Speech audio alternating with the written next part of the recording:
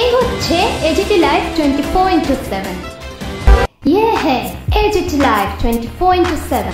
This is AGT Live 24/7। দায়িত্ব নিয়ে গ্রাম পঞ্চায়েতগুলি থেকেও আমাদের সেখানে প্রতিনিধিত্ব, এটা নিয়ে আপনাদের কিছু বক্তব্য ছিল। আপনারা সেটাকে আরো সভাপতি, আপনারা ব্লক কমিটি দিয়েছেন, সেই ব্লক কমিটিগুলি আমরা যেভাবে আপনারা দিয়েছেন সেই অনুযায়ী নতুনভাবে অ্যাপ্রুভাল দেওয়ার প্রয়োজন হবে।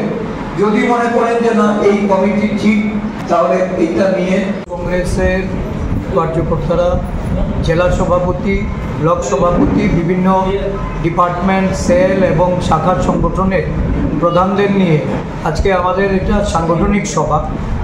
আগামী 22 তারিখ থেকে আমাদের রাজ্যের সমস্ত ব্লকে একযোগে আমাদের এআইসিসির নির্দেশিত বাড়ি বাড়ি প্রচারের যে কর্মসূচি, এই কর্মসূচি আমরা আজকে এখানে গ্রহণ করেছি। এই কর্মসূচি বাস্তবায়িত হবে 22 তারিখ থেকে এবং এটা ধারাবাহিকভাবে সারা রাজ্য জুড়ে চলবে। এই কর্মসূচিতে আমরা একটা প্রচারপত্র তুলে ধরব।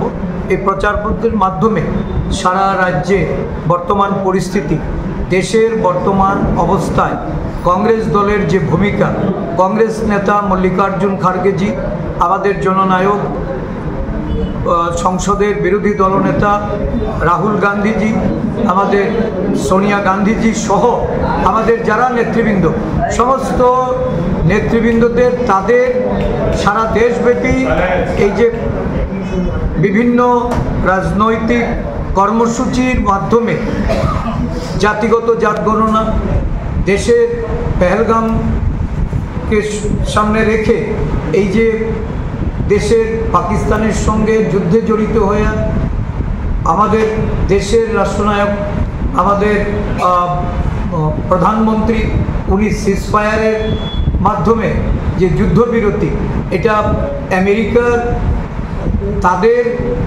রাষ্ট্রপ্রধানের তাদের ধমক খেয়ে ওনাকে এই সিজফায়ারের সম্মতি দিতে হয়েছে বা বাধ্য হয়েছে।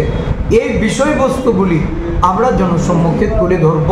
এই প্রচার পুস্তিকাতেও আমরা সেগুলি বিস্তারিতভাবে বলেছি এবং রাজ্যের বর্তমান বেকারত্ব, মূল্যবৃদ্ধি, আইন শৃঙ্খলার সার্বিক অবনতি, নারীর অবমূল্যায়ন, অমর্যাদা, তাদের ক্ষমতায়নের ক্ষেত্রে প্রতিশ্রুতি ভঙ্গকারী এই সরকার, এই বিষয়বস্তুগুলিকে সামনে রেখে আমাদের বাড়ি বাড়ি প্রচার শুরু হবে।